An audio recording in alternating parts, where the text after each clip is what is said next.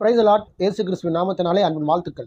சமூக வலைத்தளத்தில் ரியாஸ் என்கிறதான ஒரு சகோதரர் பைபிள் வரலாறுன்னு சில வீடியோக்களை அப்லோட் பண்ணிட்டு இருந்தார். நாம் நம்முடைய தரப்பிலிருந்து இவருடைய ஒரு வீடியோவுக்கு பதில் கொடுத்துருக்கோம். சில கேள்விகளையும் கேட்டிருக்கோம்.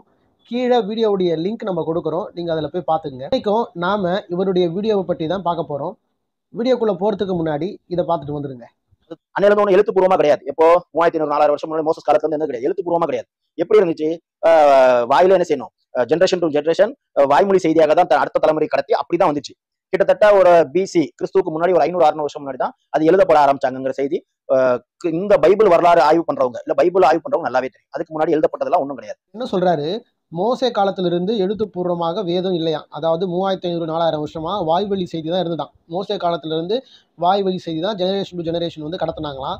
அது வரைக்கும் வேதமானது எழுத்தின்படி கிடையாது. அதுவும் கிறிஸ்துவுக்கு முன்னாடி ஒரு 500-600 வருஷத்துல தான் எழுத்தின்படி வந்துதான். அதுக்கு முன்னாடி கிடையவே கிடையாதுன்றாரு. அதுவும் போற போக்கில் என்ன சொல்றாரு, இதை வந்து பைபிள் ஆய்வு செய்யறவங்களுக்கு நல்லா தெரியுமா. ஆனா இவர் எந்த பைபிள் ஆய்வாளரை பார்த்தாருன்னு நமக்கு தெரியல. சரி, பைபிள் வாய்வழியா வந்த செய்தின்னு சொல்றாரு இவரு. இதை எதை வச்சு சொல்றாருன்னு பார்த்தா, இவங்களுடைய நம்பிக்கை வேதமாகிய குர்ஆனுடைய பாதுகாப்பு இப்படிதான் இருக்கு. இது நாம சொல்லல, இவங்களுடைய நூல்களே சொல்லுது. சரி, நாம் இந்த குர்ஆன் பாதுகாப்பை பத்தி, அந்த டாபிக்கை பத்தி நம்ம வேற ஒரு வீடியோவில் நம்ம பார்க்க தான் போறோம். இப்போ பைபிள் வாய் வழியாக கடத்தப்பட்ட செய்தின்னு ஆதாரத்தையும் இவர் தரல. ஆனா இதற்கு மாறாக, இவர் சொன்னதுக்கு மாறாக, பைபிள் மோசே காலத்திலிருந்து, வேதம் மோசே காலத்திலிருந்து எழுதப்பட்ட ஒரு அற்புதமான கடவுளுடைய வார்த்தையாக இருக்குன்னு இந்த ஸ்க்ரீனில் வந்து உங்களுக்கு வேதவசன ஆதாரத்தோடு நான் காண்பிக்கிறேன். இப்போ இதுலேருந்து தெரியும் இவர் பண்ணின ஆய்வுடைய லட்சணம் எப்படி இருக்குதுன்னு. சரி, ஏன் இவர் இப்படி பேசுறாருன்னு பார்த்தா, ஒரு மார்க்க சட்டம் இவங்க வந்துருச்சு, இது எப்படி வந்து இது என்ன சொல்லுது, இது எப்படின்னு அவங்க ஒரு இன்ஸ்டியூட் மாதிரி வச்சுக்கலாம். நமக்கு புரியுது சொல்றதா இருந்தா ஒரு இன்ஸ்டியூட் அவங்க வந்து செய்தி எடுத்து இது இந்த செய்தி இதாப்பா சொல்லுது, இந்த பிரச்சனைனா நீ இப்படிதான் ஃபாலோ பண்ணணும், இந்த விளக்கம் கொடுக்குறாங்களா இந்த மாதிரி அந்த டைம்ல தாழ்மூது வச்சு செஞ்சிருக்கும். அப்படி பாதுகாத்து வந்து அந்த யூதர்கள் வாயிலாதான் பழைய ஏற்பாடு இன்னைக்கு உங்க கைக்கே வந்திருக்கு. அதனால நீங்க சாதாரணமா உதவி தள்ளிட்டுலாம் போயிட முடியாது. அவங்க தான் அதுக்கு இன்னும் கிளியர் கட்டா என்ன செஞ்சாங்க, அன்னைக்கு இருந்த வாழ்வியல் முறையில அது எதற்காக அந்த வசனம் எப்படி பேசிச்சு. நான் சொல்றது கிறிஸ்துக்கு முன்னாடி, நீங்க புதிய ஏற்பாடுக்கு வந்தா அவங்க சொல்லல, பழைய ஏற்பாடு பத்தி மட்டும் தான் நம்ம பேசிட்டு இருக்கோம். அப்ப யூதர்கள் தான் எவ்வளவு தெளிவா செய்ய முடியும் ஒரு வசனத்துக்கு. அவங்க காலத்துல அவங்களுக்கு இறங்கப்படும் போது அவங்க அதை தெளிவா புரிஞ்சு அந்த மதகுருமார்கள் வந்து வாழையடி வாழையா கடத்திட்டு வந்தாங்க. ஒரு பெண்ணின் திருமண வயது என்ன அப்படின்னு நீங்க யூத மதகுருமார் தால்மூது மித்ராஸ் இப்படிங்கிற சட்டம் எழுதப்பட்ட அவங்க எழுதுறா இல்லைன்னா அந்த மதகுருமார்கிட்ட கேட்டீங்கன்னா, தால்மூது அடிப்படையில் கேட்டீங்கன்னா என்ன சொல்லுவாங்கன்னா 3 வயசுக்கு அப்புறம்னு சொல்லுவாங்க. 3 வயசுக்கு அப்புறம் அந்த திருமண வாழ்க்கை என்ன செய்ய, அவங்க திருமணத்துக்கு அந்த பெண் தயாராயிட்டான்னு இருக்கும். இல்ல யூதர்கள் வாயில சொன்னதை நம்ம ஏத்துக்க மாட்டோம் அப்படின்னா இன்னைக்கு வச்சிருக்க பழைய ஏற்பாடு நீங்க நம்பக்கூடாது. ஏன்னா யூதர்கள் வாய் மூலியமா சொன்னதுதான் இன்னைக்கு வேதமா வந்திருக்கு. யூத மத குருக்கள் இப்படி வாய் வழியாக கடத்தப்பட்ட செய்திகளை ஒண்ணுதான் இந்த தால்முத்தம். இந்த யூத குருக்கள் தான் பழைய ஏற்பாட்டை வாய் வழியாக இந்த செய்தியை கடத்தினாங்கன்னும், இந்த தால்முத்தியும் கடத்தினாங்கன்னும். ஆக பழைய ஏற்பாட்டை ஏற்றுக்கொள்ளக்கூடிய நீங்க தால்முத்தியும் அதில் இருக்கக்கூடிய பெண்ணுடைய திருமண வயதை ஏற்றுக்கொள்ளணும் அப்படின்னு டிஃபைன் பண்றாரு. ஆனா நாம முன்னதாகவே சொன்னோம், வேதம் வாய் வழியாக மட்டும் கிடையாது, அதுக்கும் மேல எழுத்து வழி செய்தி, இதை எழுதி வைத்து யூதர்கள் படித்தாங்க என்பதும் நமக்கு பைபிள் சொல்லுது அப்படின்னு நம்ம ரெஃபரன்ஸோட காமிச்சிருந்தோம். சரி, இன்னொரு காமெடியை பாருங்களேன். சரி, இது வந்து அந்த காலத்துல இருந்திருக்கும், ஆபிரகாம் காலத்துல இருந்திருக்கும், மோசஸ் காலத்துல இருந்திருக்கும் அப்படிலாம் கிடையாது.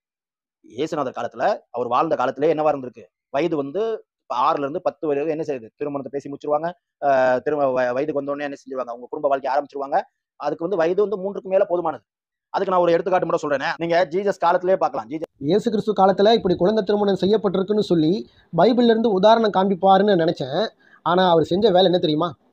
நீங்க ஜீசஸ் காலத்திலே பார்க்கலாம். ஜீசஸ் இறந்து அந்த டைம்ல வந்து ஜோசபஸ் வந்து பதிவு பண்ணியிருப்பார் அவரோட புத்தகத்துல. பல ராஜாக்களோட திருமணம் பாத்தீங்கன்னா 10 வயசு 14 வயசு பெண்மணி அவங்க திருமணம் பண்ணது பதிவு பண்ணியிருக்காங்க. இந்த குழந்தை திருமணங்களை பல ராஜாக்கள் பண்ணியிருக்கிறாங்க அப்படின்னு யூத அறிஞர் யாரோ எழுதின ஒரு பதிவு வந்து இங்கே பதிவு செஞ்சிருக்கிறார். நான் என்னமோ இவர் பைபிள் இருந்து பதிவு செய்தார்னு நினைச்சேன். ஆனால் சரியான ஒரு காமெடி ஒன்று பண்ணிட்டார். ஆக கடைசி வரைக்கும் சுற்றி அவங்க பண்ணாங்க, இவங்க குழந்தை திருமணத்தை பண்ணாங்க சொல்றாரே தவிர, பைபிளில் குழந்தை திருமணம் ஆதரிக்கிறது அப்படின்றதையும், இல்லை பைபிளுடைய தேவன் வந்து குழந்தை திருமணத்தை செய்ய கட்டளை கொடுத்தார் என்பதையும் இவர் ஒரு இடத்துல கூட பேசலை. இப்போ நாம் என்ன கேட்குறோம், தால்முத்து எங்களுக்கு வேத புத்தகம் இல்லை, பரிசுத்த வேதாகமம் மட்டும்தான் எங்களுக்கு வேத புத்தகம். ஆக பைபிளில் தேவன் நீ போய் 6 வயசு குழந்தைய கல்யாணம் பண்ணிக்கோ, இல்லை நீ 3 வயசு குழந்தைய கல்யாணம் பண்ணிக்கோன்னு எங்கேயாவது சொன்னாரா? தயவு செய்து சகோதரர் ரியாஸ் அவர்கள் இதற்கு பதில் சொல்லணும். அப்போ ஒரு விஷயத்தை நீங்க நம்பிட்டு இன்னொரு விஷயத்தை நம்ப மாட்டேன்னு சொல்றது அது அறிவுக்கு பொருந்ததா எனக்கு படல. அறிஞர்கள் எழுதுனதை நீங்க ஏற்றுக்கொள்ளணும் சொல்லக்கூடிய ரியாஸ் அவர்கள், உங்களுடைய மார்க்கத்திலும் பல இஸ்லாமிய அறிஞர்கள் எழுதின புத்தகங்களை படிக்கும்போது முகமது அவர்களுடைய தனிப்பட்ட வாழ்க்கை மிகவும் கேளிக்கைக்குள்ளாக போத அதை வந்து எங்களை யோசிக்க வைக்குது. அப்போது அதை பற்றி நம்ம பேசலாமா? நான் சொல்கிறது ஹதீஸ் புத்தகங்களை தொடாமல் மற்ற அறிஞர்களுடைய புத்தகங்களே நான் சொல்கிறேன். நான் உதாரணத்துக்கு வந்து மதகுப்புகள் படிக்கும்போது கற்பனை கூட செய்திராத அளவுக்கு பல ஆபாச சட்டங்கள் இருக்குது. அதை ஏற்றுக்குவீங்களா? அப்போது கிறிஸ்தவங்களுடைய நம்பிக்கை எதுனே தெரியாமல் அவர்களுடைய நம்பிக்கையை குறித்து பேச வந்துட்டீங்க. இப்போ இந்த வீடியோ பாருங்களேன். நார்மலாக இருக்கு. அப்போ தாழ்முதலையும் சரி, மத நம்பிக்கையில இருக்கிற யூதரோட நம்பிக்கையா இருந்தாலும் சரி, பைபிளின் நம்பிக்கையில அவங்க பழைய ஏற்பாடுல இருக்கக்கூடிய விளக்கத்திலையும் சரி, அன்னைக்கு அந்த நடைமுறையிலும் சரி, 4 வயசு 5 வயசு 6 வயசு பெண்மணியை வந்து திருமணத்துக்கு பேசிட்டு அவங்க 7 வயசா 8 வயசு இருக்கும்போது அவங்கள வந்து கூட்டிட்டு போய் குடும்ப வாழ்க்கை ஆரம்பிக்கிறது ரொம்ப கேஷுவலான ஒரு விஷயமா இருந்துச்சு. நாம் என்ன பேசுகிறோன்னு கூட தெரியாமல் பழைய ஏற்பாட்டில் கூட குழந்தை திருமணம் இருக்குன்னு வாய் கூசாமல் பிரதர் போய் சொல்லியிருக்கிறாரு. சரி, பழைய ஏற்பாட்டில் எங்கே குழந்தை திருமணம் செய்ய சொல்லியிருக்குன்னு இவர் சொல்லணும். அப்புறம் இந்த குழந்தை திருமணத்திற்கு என்னதான் இவர் முட்டு கொடுத்தாலும் நபி வழியை இவன் மறக்கல பாருங்க. எப்படின்னா அன்னைக்கு அந்த நடைமுறையிலும் சரி, 4 வயசு 5 வயசு 6 வயசு பெண்மணியை வந்து திருமணத்துக்கு பேசிட்டு நீங்கள் கவனிச்சிங்களா இல்லையான்னு தெரியல, நல்லா கவனிங்க. 4 வயசு 5 வயசு 6 வயசு பெண்மணியை வந்து திருமணத்துக்கு பேசிட்டு இப்படி தாங்க, என்னதான் குழந்தைக்கு 6 வயசு 7 வயசு ஆனாலும் அவங்க குழந்தைய வந்து குழந்தைன்னு சொல்கிறது கிடையாது, சிறுமின்னு சொல்கிறது கிடையாது. அவங்களுடைய பார்வையில் 6 7 வயது பிள்ளைகள் கூட பெண்மணிகள் தான். ஏன்னா இவங்களுடைய கண்மணியும் ஆயிஷாவை அப்படி தானே பார்த்தாரு. அப்படி பார்த்து தானே அதனால தானே கல்யாணமே நடந்தது. இதை பாருங்க. அவங்க 7 வயசா 8 வயசு இருக்கும்போது அவங்கள வந்து கூட்டிட்டு போய் குடும்ப வாழ்க்கை ஆரம்பிக்கிறது ரொம்ப கேஷுவலான ஒரு விஷயமா இருந்துச்சு. அதுட்டு இல்லைன்னா அன்னைக்கு இருந்த வாழ்வியல் முறை கலாச்சார முறையை பார்க்காம சும்மா விமர்சனமா வைக்கிறது எந்த விதத்துல அழகு? ஏங்க 6 வயசு 7 வயசு குழந்தை திருமணம்லாம் வந்து கேஷுவலுங்க. அது போல தான் முகமது அவர்களுக்கும் இந்த திருமணம் கேஷுவல் அப்படின்னு முகமது அவர்களுடைய குழந்தை திருமணத்தை கேஷுவலாக முட்டு கொடுக்குறாரு இந்த சகோதரர். இந்த கேஷுவலாக முட்டு கொடுக்கறதுக்கு ஒரு காரணத்தையும் சொல்கிறாரு. அது எப்படியா முகமது வாழ்ந்த காலத்தினுடைய கலாச்சாரத்தை முறையை பார்க்கணுமா? அப்போது சரி, நாம் ஒன்று கேட்குறோம். முகமது வாழ்ந்த காலத்திலும் சரி அல்லது முகமதுவுக்கு முன்பும் சரி யாராவது குழந்தை திருமணம் செய்ததாக, அதாவது 6 வயசு குழந்தைய திருமணம் செய்ததாக ஆதாரம் தாங்க. அப்புறம் அது வந்து கேஷுவலா இல்லை அது வந்து கலாச்சாரமானு நாங்கள் முடிவு பண்ணிக்கலாம். இந்த எல்லா முஸ்லீம்களும் உருட்டுற உருட்டு என்னன்னா, இந்த கலாச்சாரம் அப்படின்ற ஒற்றை வார்த்தை தாங்க. அப்போ கலாச்சாரம் அப்படின்னா அந்த காலத்தில் யாரெல்லாம் கல்யாணம் பண்ணாங்க அதை சொல்லுங்கள். ஆனால் ஹதீஸும் சரி குரானும் சரி இவர்களுக்கு மாற்றமாக சொல்லுகிறது என்ன, இந்த முகமது ஆயிஷா அவருடைய திருமணம் கலாச்சாரம் கிடையாது. அதாவது 53 வயது முதியவர் 6 வயது குழந்தையை திருமணம் செய்தது கலாச்சார அடிப்படையில் கிடையாது, அல்லாஹ்வினுடைய வகியின்படி நடந்ததாக, அல்லாஹ்வினுடைய தலைமையின்படி நடந்ததாக முகமதுவே சொல்கிறார். ஆயிஷா அலி அறிவித்தார், நான் உன்னை கனவில் கண்டேன், இருமுறை கண்டேன், உன்னை பட்டு துணியின் துண்டு ஒன்றில் முக்காடிட்டபடி கண்டேன். எவரோ இது உங்கள் மனைவிதான், முக்காட்டை நீக்கி பாருங்கள் என்று கூற நானும் அவ்வாறே பார்த்தேன், அது நீயாகவே இருக்க கண்டேன். அப்போது நான், இது நீ எனக்கு மனைவியாவது அல்லாஹ்வின் தரப்பிலிருந்து விதிக்கப்பட்டு உள்ளதெனில் அதை அவன் நடத்தி வைப்பான் என்று சொல்லிக் கொண்டேன் என்று நபி அவர்கள் என்னிடம் கூறினார்கள்.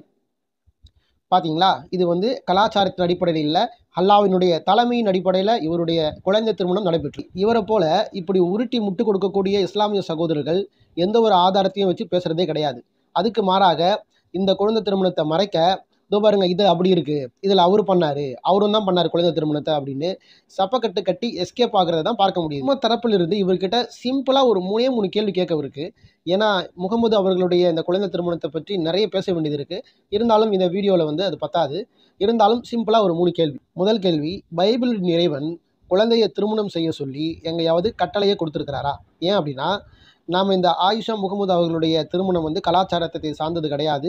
இது வந்து அல்லாஹுடைய தலைமையே சார்ந்தது. அல்லாஹு தான் இந்த வந்து திருமணத்தை நடத்தி வைக்கிறாருன்னு நம்ம சொல்லியிருந்தோம்.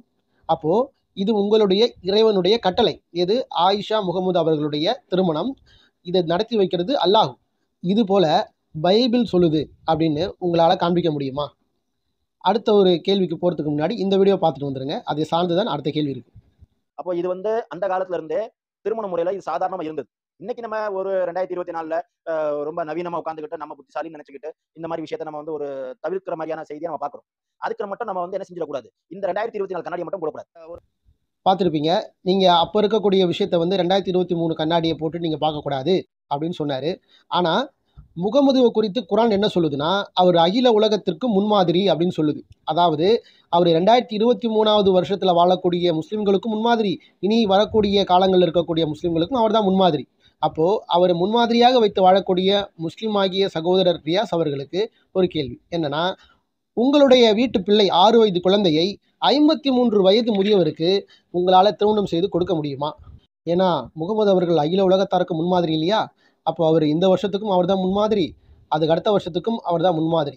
ஸோ முன்மாதிரியின்படியாக நீங்கள் வாழ வேண்டும் என்று உங்களுக்கு குர்ஆன் கற்றுக் கொடுத்துருக்கு இல்லையா? ஸோ அதனால தான் கேட்குறேன். சரி, 3வது கேள்வியாக, இல்ல இதெல்லாம் வந்து அந்த காலத்துல இருக்கக்கூடிய கலாச்சாரம்னு நீங்க திரும்பவும் சொல்வீங்கன்னா, முகமது காலத்திலேயோ அல்லது அவருக்கு முன்புள்ள காலத்திலோ குழந்தையை திருமணம் செய்ததாக ஏதாவது ஒரு ஆதாரத்தை நீங்க காட்டுங்க. சரிங்களா? இதுதான் நான் வைக்கக்கூடிய ஒரு சிம்பிளான 3 கேள்வி. இன்னும் நிறைய கேள்விகள் இருக்குது. தொடர்ந்து நம்ம முகமது, ஆயிஷா அவர்களுடைய திருமணத்தை குறித்து அடுத்தடுத்து வரக்கூடிய வீடியோவில் நாம் பிரீஃபாக பார்க்க போகிறோம். தொடர்ந்து நம்மோடு இணைந்திருங்கள். பிரைஸ் எல்லாம்.